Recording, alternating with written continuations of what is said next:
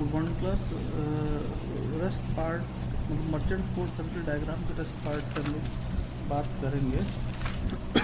अभी जो रिलेशनशिप हमें निकालना फाइंड आउट करना था वो फाइंड आउट करना था R is to F S upon cos 5 plus lambda minus alpha.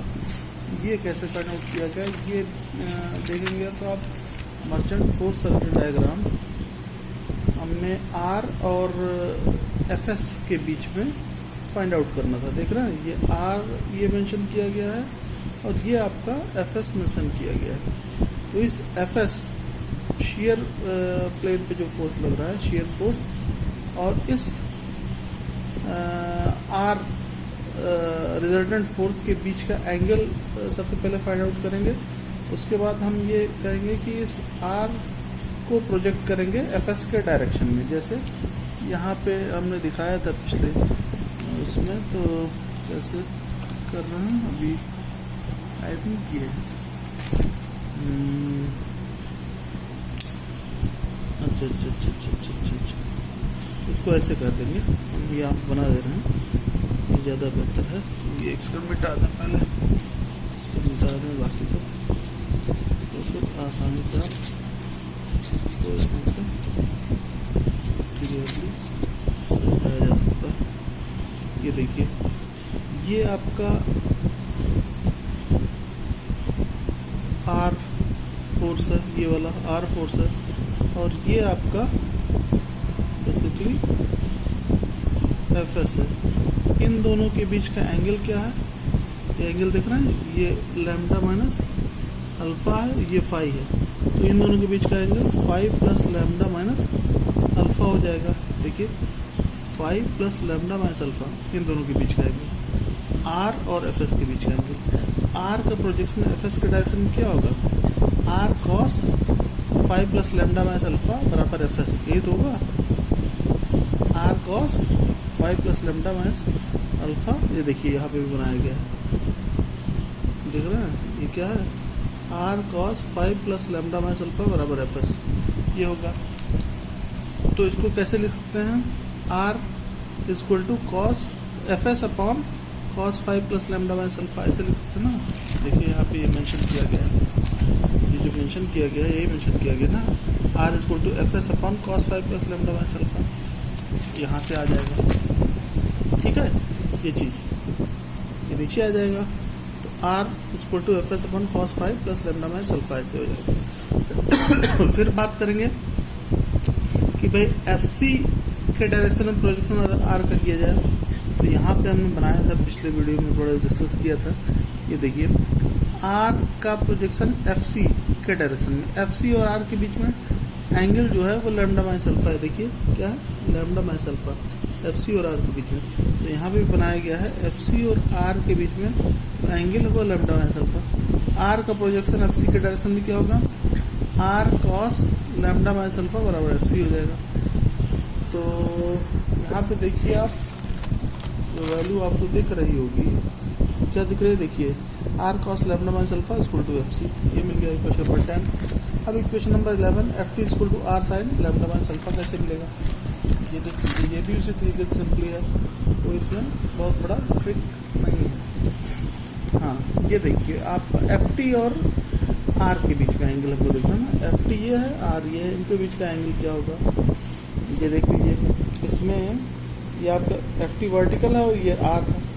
अब देखिए कैसे निकालेंगे, ये आर है ये एफ टी है, तो ये एंगल जो है ये लैम्डा माइनस अल्फा है, ये एफ टी वर्टिकल है और ये हॉरिजॉन्टल एफ सी, ये 90 डिग्री है, ये लैम्डा माइनस अल्फा है। तो ये एंगल क्या होगा, पूरा एंगल, इतना तो फाई है लेकिन ये पूरा आर और एफ टी के बीच में क्या होगा, 90 minus lambda minus alpha, 90 minus bracket में लैम्डा माइनस अल्फा, ये होगा 90 माइनस लैम्डा माइनस अल्फा।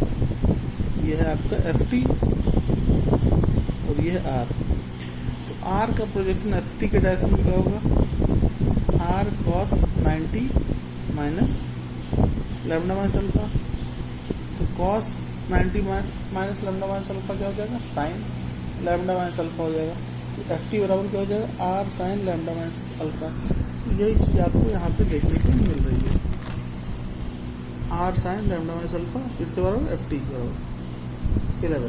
ठीक है, इसके आगे फिर हम लोग बात कर रहे हैं कि the measurement of F C and F T is easily done with the help of a tool dynamometer. आप ये एक्सपेरिमेंटल मेथड है, इसमें क्या कर रहे हैं, आप एफ सी और एफ टी की वैल्यू फाइंड आउट कर ले रहे हैं with the help of a tool dynamometer. ठीक है, अगर एफ सी और एफ टी की वैल्यू आप टूल डायनोमीटर से फाइंड आउट कर ले जा रहे हैं, उसके बाद एफ सी और एफ टी की वैल्यू डालते ही आपको एफ सी एफ टी की वैल्यू डालेंगे एफ एन मिल जाएगा, एफ सी एफ टी की वैल्यू डालेंगे एफ एस मिल जाएगा, एफ सी एफ टी की वैल्यू डालेंगे एन मिल जाएगा। इसी हिसाब से एफ सी एफ टी की वैल्यू डालेंगे तो एफ मिल जाएगा, जो पिछले पेजेस में है। यहाँ पे देखिए एफ सी एफ टी की वैल्यू डालेंगे एफ मिल जाएगा। ठीक है, तो इस तरीके से आपको डिफरेंट फोर्सेस मिल जाएंगे अगर आप एफ सी एफ टी की वैल्यू पुट करेंगे तो। अब ये सवाल आता है एफ सी एफ टी की वैल्यू मिलेगी कहाँ से? एफ टी एफ सी की वैल्यू आपको टूल डायनोमीटर के हेल्प से आप निकाल ले जा पाएंगे ड्यूरिंग एक्सपेरिमेंट, ड्यूरिंग मशीनिंग। ठीक है, once F C and F T have been experimentally found F S F N can be easily determined with the help of अब इक्वेशन, जो इक्वेशन में बताया। ठीक है, इसमें आगे क्या कहा गया, consequently mu can be also calculated with the help of following ratio. Mu क्या होता है, एफ बाई एन। एफ क्या है, इक्वेशन नंबर 5 वाले से, 5 देखिए ये है। इसकी मदद से आप एफ की वैल्यू फाइंड आउट करेंगे, एन की वैल्यू आप इसकी मदद से एफ बाई एन ये आप लिख ले जाएंगे। ठीक है, तो इस तरीके से आप कोएफिशिएंट ऑफ फ्रिक्शन की वैल्यू आप फाइंड आउट कर सकते हैं। ठीक है, अब हम लोग आगे बात करेंगे, क्या बात करेंगे कि भाई एफ सी और एफ टी की वैल्यू आप थ्योरेटिकल मेथड से कैसे निकालेंगे और साथ ही साथ पावर कंजम्पशन की वैल्यू कैसे फाइंड आउट करेंगे, इस पे हम लोग फोकस करेंगे। ठीक है, अब एफ सी एफ टी की वैल्यू हम थ्योरेटिकल मेथड से कैसे निकालेंगे। ये कहा गया कि अगर आपके पास मटेरियल की प्रॉपर्टीज दी गई और कुछ नेसेसरी डाटा आपके पास हो तो आप आसानी से ऐसा कर सकते हैं। कैसे कर सकते हैं, देखिए।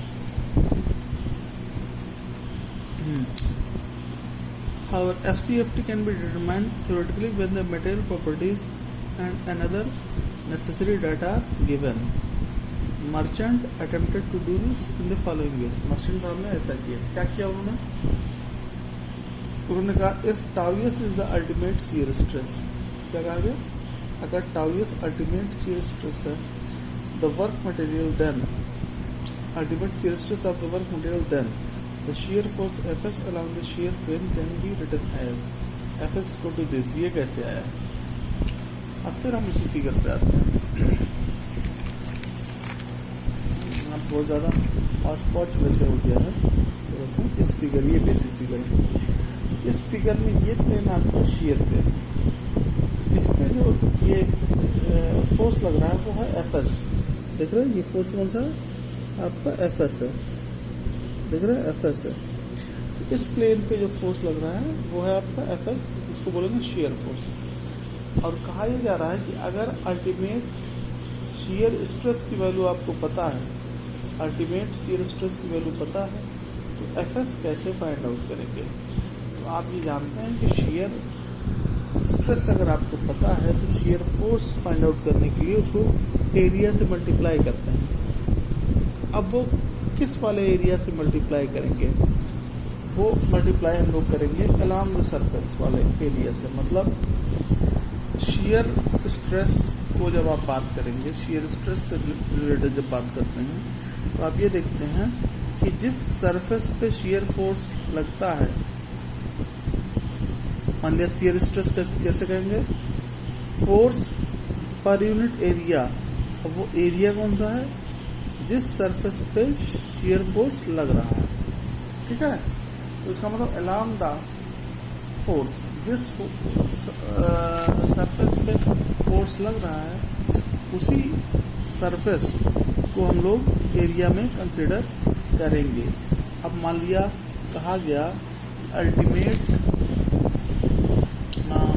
शेयर स्ट्रेस टाउ एस है, जैसे कहा गया ultimate shear stress tau S है, तो अगर इसको AS मल्टीप्लाई करते हैं तो आपको FS मिल जाएगा। अब ये AS क्या है, एस इस सरफेस का एरिया है। ये तो लेंथ के फॉर्म में है, ये लेंथ है, और इस पेपर के परपेंडिकुलर अगर आप मान लिया इसका विड्थ जो है W है, मान लिया इसका विड्थ W है, मतलब इसकी मोटाई, इसकी चौड़ाई अंदर इस पेपर के अंदर विड्थ W है, तो ये जो क्रॉस सेक्शन तब एरिया जो मिलेगा ये लेंथ और W, तो लेंथ जो भी लेंथ ये होगी जो मिलेगी, ये वाली लेंथ इतनी यहाँ से लेके यहाँ तक की जो लेंथ होगी इंटू W जब आप करेंगे वो पेपर के अंदर परपेंडिकुलर जब करेंगे उसका मल्टीप्लिकेशन करेंगे तो वो एरिया आपको मिलेगा कुछ ये वाला एरिया। बेसिकली जैसे एक तो इस सरफेस के बारे में बात करें, ये वाले सरफेस के बारे में, इस वाले सरफेस से अगर ये इस तरीके से तो फोर्स इस पर ऐसे लग रहा है, ठीक है, इस पर फोर्स लग रहा है, ऐसे फोर्स लग रहा है, ऐसे देखो ना फोर्स ऐसे लग रहा है, तो एरिया कौन सा लेंगे हम, ये वाला एरिया लेंगे, ठीक है, ये चीज ठीक। तो कैसे निकालेंगे, F S equal to tau S into A S, तो आपको एरिया निकालना है ना, ए एस। अब ए एस कैसे फाइंड आउट करेंगे, ए एस फाइंड आउट करने के लिए A S means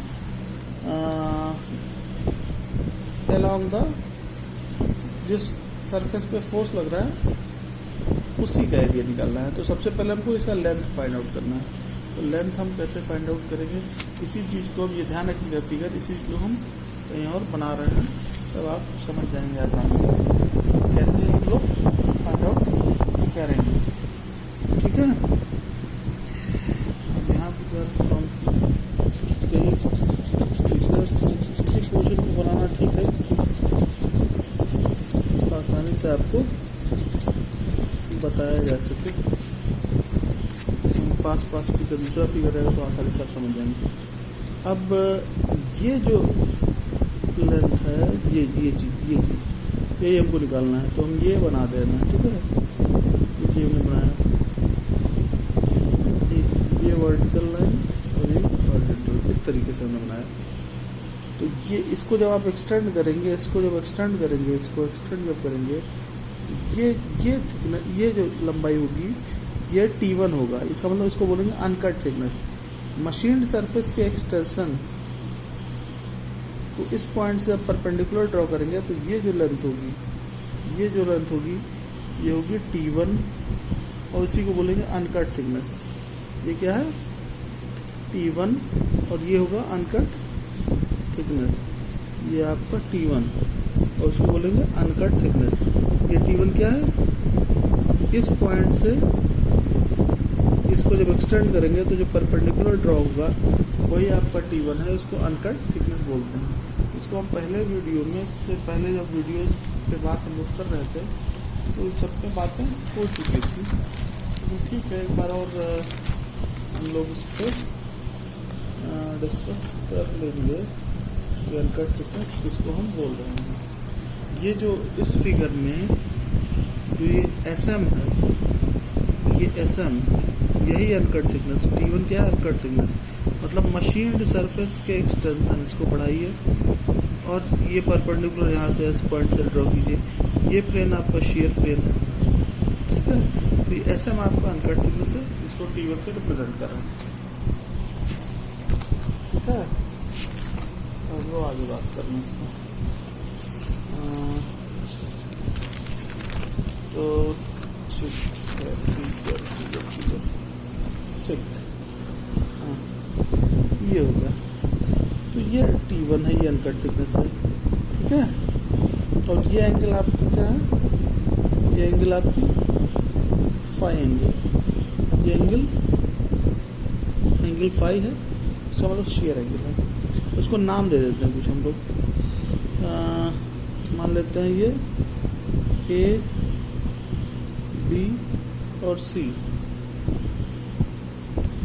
sine phi क्या हो जाएगा, साइन फाई क्या हो जाएगा, परपेंडिकुलर AC अपॉन AB, ये तो होगा ना, तो AB बराबर क्या हो जाएगा, तो ये बेसिकली क्या हो गया, तो इसको हम कैसे लिख सकते हैं, इसको हम लिख सकते हैं AC क्या है बेसिकली T1 है, T1 अपॉन AB, इसको ऐसे लिख सकते हैं T1 अपॉन AB इधर चला गया और साइन फाई इधर चला आया, तो कैसे हो जाएगा, क्या हो जाएगा, ये क्या हो जाएगा, इसके अलावा फिर क्या हो जाएगा, ये हो जाएगा आपका AB बराबर क्या हो जाएगा, AB बराबर हो जाएगा T1 upon sine phi, AB बराबर हो जाएगा T1 upon sine phi, AB बराबर T1 अपॉन साइन फाई हो जाएगा, ये चीज हो जाएगी ना AB बराबर। तो AB का जो लेंथ है ये क्या हो जाएगा T1 अपॉन साइन फाई, ये तो T1 upon sine phi AB का लेंथ है, लेकिन अगर W से आप मल्टीप्लाई करेंगे तब आपको एरिया मिलेगा। ये AS जो हमने लिखा है ये क्या कब मिलेगा, जब आप इस T1 अपॉन साइन फाई जो मिला है इसको W से मल्टीप्लाई करेंगे तब AS आपको मिलेगा, तब AS मिलेगा, ठीक है। तो इसको कर दीजिए, तो क्या हो जाएगा ये टाउ एस इंटू AS, अब लिख दीजिए AS क्या होगा T1 upon sine phi into W, ये होगा T1 अपॉन साइन फाई, तो ये लेंथ हो गया, और W से मल्टीप्लाई करेंगे तो ये एरिया मिल जाएगा AS, ठीक है, और टाउ एस से मल्टीप्लाई करेंगे तो आपको FS मिल जाएगा, तो tau S into T1 upon sine phi into W, ठीक है, ये चीज। तो ये बेसिकली क्या होगा WT1 tau S upon sine phi किसके बराबर होगा, FS के बराबर होगा। तो यही चीज तो इसमें लिखा गया है, देखिए क्या लिखा गया है, WT1 tau S upon sine phi किसके बराबर होगा, FS के बराबर होगा, कैन बी रिटन एज, ठीक है। तो क्या लिखा गया, if tau S is the ultimate shear stress of the work material then the shear force FS along the shear plane can be written as this, ऐसे आप राइट कर सकते हैं, ठीक है। where W is the width of the work piece under cutting and T1 is the uncut thickness, इसको equation number 12 करते हैं। फ्रॉम इक्वेशन 9 एंड 10, इक्वेशन 9 क्या है, ये है, इक्वेशन 10 क्या है, ये है। 9 एंड 10 से क्या हो सकता है, FC की वैल्यू अगर आपको निकालनी है, मान लिया FC की वैल्यू, तो क्या करेंगे, FC बराबर दिस है, तो इस वाले इक्वेशन में यहाँ से R की वैल्यू उठाएंगे और यहाँ डाल देंगे R की वैल्यू डालेंगे तो क्या आएगा, FC बराबर FS cos lambda minus alpha upon cos 5 plus lambda minus alpha, ये तो जाएगा FC बराबर FS cos lambda minus alpha upon cos 5 plus lambda minus alpha, यही जो होगा। देखिए इक्वेशन नंबर 9 को पुट कर देंगे इक्वेशन नंबर 10 में, यही भी लगा ना, ठीक। तो यूजिंग इक्वेशन 12, ये इक्वेशन 12 में FS की जो वैल्यू थी वो फिर यहाँ डाल देंगे, तो क्या मिल जाएगा रेवोल्यूशन, तो क्या हो जाएगा, FC बराबर हो जाएगा FS की वैल्यू डालेंगे WT1 tau S upon sine phi, ये cos lambda by alpha upon cos 5 plus lambda by alpha, ये चीज हो जा रही है, ठीक है। इसके बाद हम लोग ये FS की वैल्यू मिल गई, अब क्या करेंगे, अब पावर कंजम्पशन के ऊपर बात करेंगे कि पावर कंजम्पशन कैसे फाइंड आउट करेंगे, ठीक है। The power consumption during machining is given by, power consumption कैसे, देखिए, हाँ देखिए, the power consumption during machining is given by W equal to F into V, capital W से रिप्रेजेंट किया गया है पावर कंजम्पशन को, ठीक है।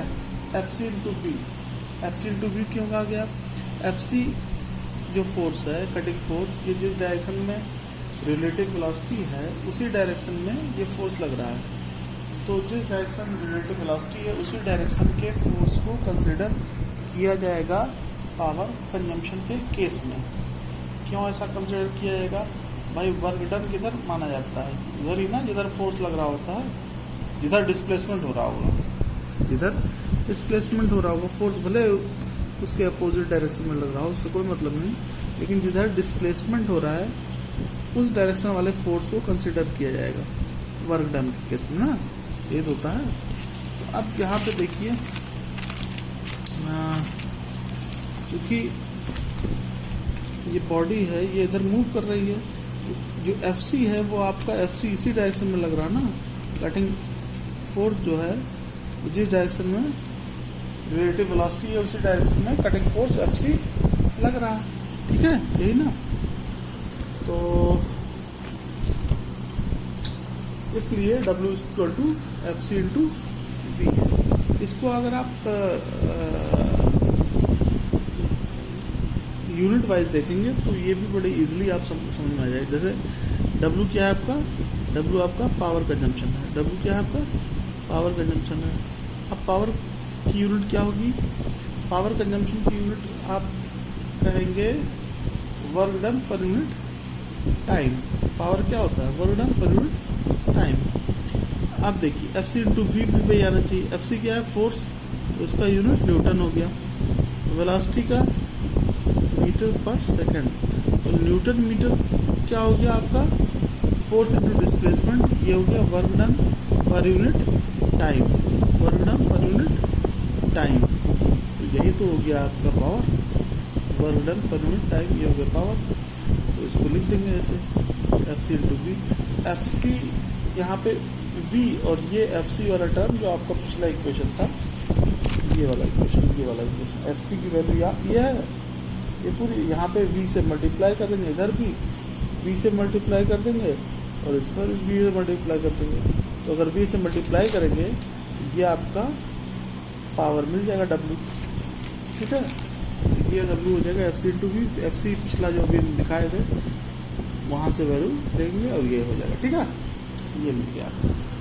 अब इसमें एक चीज़ और इसमें बताया गया कि now it is known that nature always tries to take the path of least resistance. मतलब हमेशा नेचर वह पाथ फॉलो करता है जहाँ मिनिमम उसको रेजिस्टेंस मिले। इसका कहने का मतलब है, इसका मतलब ये है कि जैसे चाहे लिविंग बॉडी हो या नॉन लिविंग बॉडी हो, सबके अंदर एक टेंडेंसी पाई जाती है। क्या टेंडेंसी पाई जाती है कि हमेशा वो वही पाथ चूज करता है जहाँ पे उसको मिनिमम रेजिस्टेंस हो। जैसे मान लिया नदी की धारा बह रही है, मान लिया नदी में पानी बह रहा है, तो जहाँ मिनिमम रेजिस्टेंस होगा वही पाथ वो फॉलो करेगा। अगर उसके सामने कोई ऑब्स्टेकल, कोई बांध आप बना दीजिए तो रास्ता अपने आप बदल लेगा, ठीक है। और कौन सा रास्ता फॉलो करेगा, जहाँ पे मिनिमम रेजिस्टेंस होगा। मान लिया कोई सर्किट है, इलेक्ट्रिकल सर्किट है, इसमें एक तरफ